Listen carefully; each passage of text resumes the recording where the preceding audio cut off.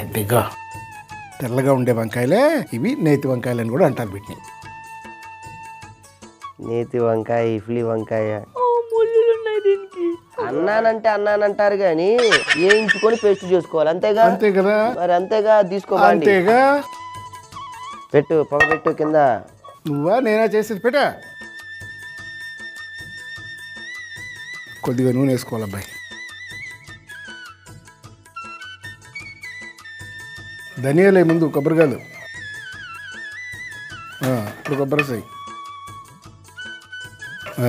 పచ్చి కొబ్బరి వేసావా? మెంతులు. ఇప్పుడు పచ్చిమిరపకాయలు వేసాయి, నువ్వులు కూడా వేసేమా.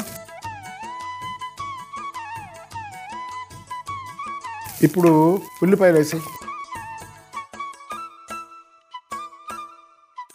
కొద్దిగా ఉప్పు కూడా వేసుకోవాలి అబ్బాయి.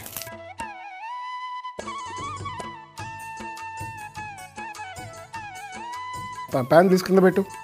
పెట్టావా? గిన్నె ఉంటుంది పట్టరా, తీసుకొచ్చాక పెట్టు, పొయ్యి మీద పెట్టు. కొద్దిగా నూనె వేసుకోవాలి, నూనె వేయి. బాగా వేడెక్కని. ఇప్పుడు తాలింపు కూడా వేసేసుకుందాం. ఆవాలు, జీలకర్ర, పసుపు,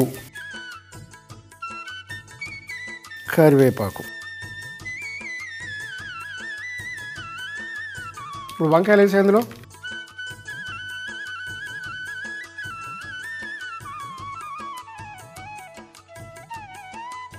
ఇందాక వేయించిన ప్యాన్ ఉంది కదా, అది తీసుకెళ్ళి శుభ్రంగా రుబ్బి పట్టరా పో. ఓకే.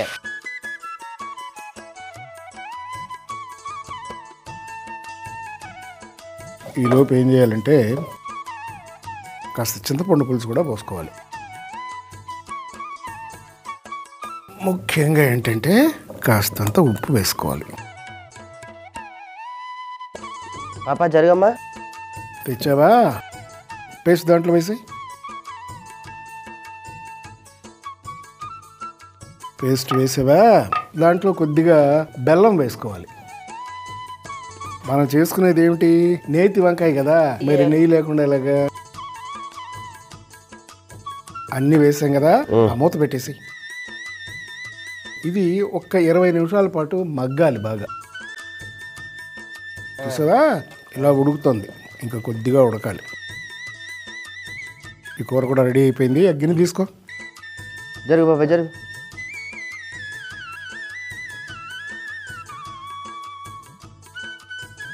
వేసావా? అక్కడ పెట్టు.